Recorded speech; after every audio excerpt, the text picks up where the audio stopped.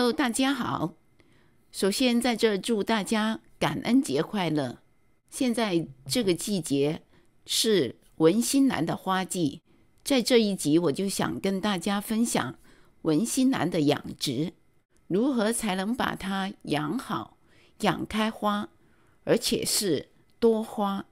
文心兰是一个属名，它可以分很多类，有剑叶文心、迷你香水文心、蝴蝶文心，也就是魔鬼文心，还有蜘蛛文心等等。今天我想跟大家分享的就是普通的这一种，好像有一个小女孩穿着一条裙子在跳舞，一般我们叫它跳舞兰。跳舞兰有很多不同的颜色，多彩缤纷，有的还是香的。跳舞兰其实非常好养，通常一年能开2次。要养好它，最重要一点就是要知道它的喜好。很多人在看视频，一直在看，在问你用什么质料，用什么肥料，多少天浇一次水，很想把成功的方法搬过来，但是这是很困难的，而且是很难成功的。为什么呢？因为别人的环境跟你的环境不一样，每一棵花它的个体也不一样，所以应该先了解这一属花它的喜好，然后看着自己的花来做出调整。比如文心兰，文心兰我们要了解是什么呢？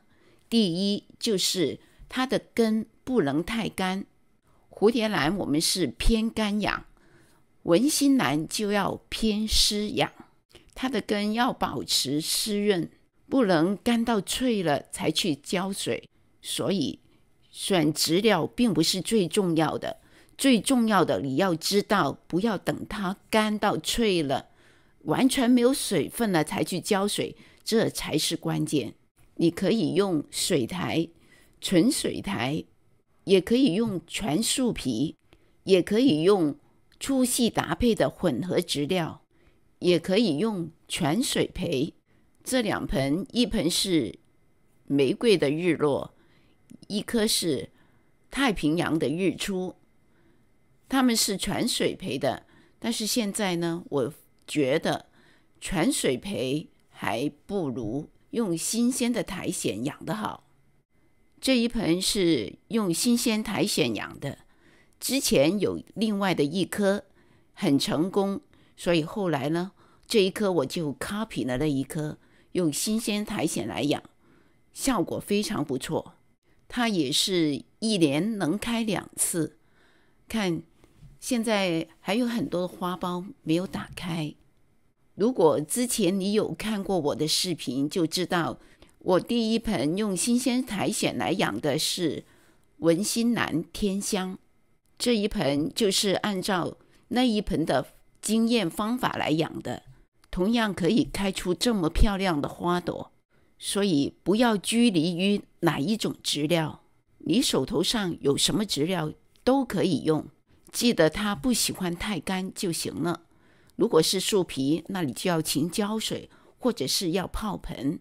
如果你说没空泡盆，没那么多时间，那就用水苔呀。但是水苔有一个毛病，就是拆质料的时候很难拆，因为文心兰的根太细了，跟水苔要在一起很难分开，所以没有绝对好的质料。我是既有用全水苔的，也有用全树皮的，也有用混合的，也有用黑金兰花配方的质料。这一盆就是用黑金兰花配方种的。你也可以尝试一下不同质料，看看在你的环境里面哪一个是更适合更好。接下来要跟大家分享的就是它的生长温度。我们不是专业人士，通常都是靠天吃饭，没有特别的去控制它的温度。它喜欢中温，通常我是在华氏50度、摄氏10度就把它搬进室内。夏天高温高湿的情况下，它很容易得叶斑病，所以在夏天通风显得更重要。第3点我们要说的就是光照。对于兰花来说，光照是非常非常非常重要的。没有光照，缺乏光照就很难开花。基本上成熟的兰花不开花的大多数原因都是光照不够。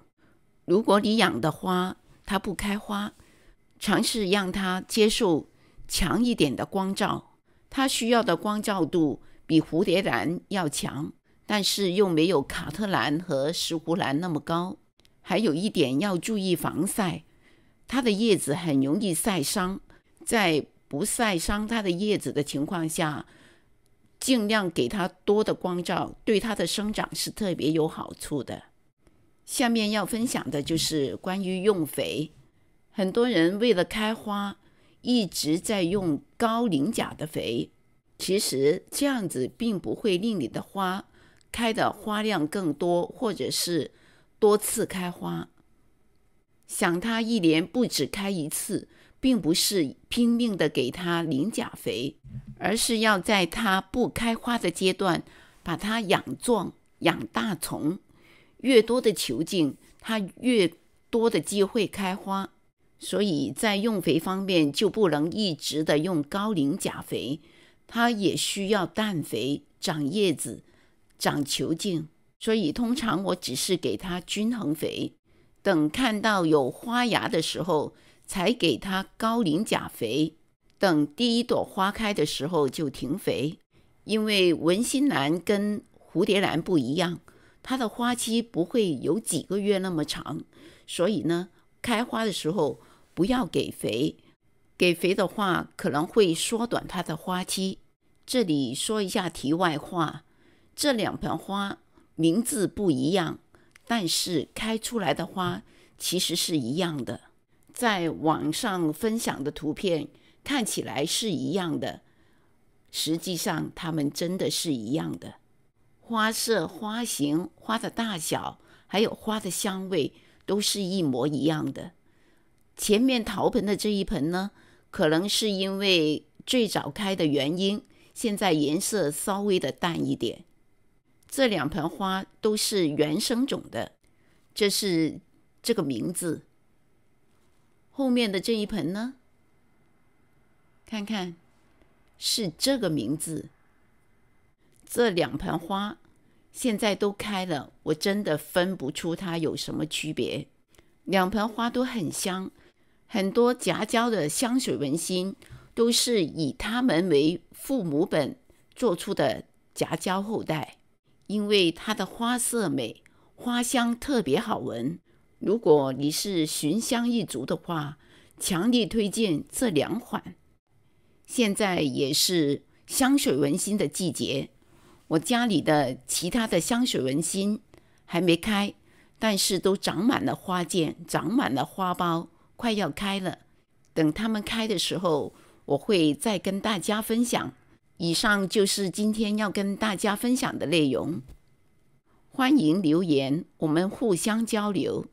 谢谢收看。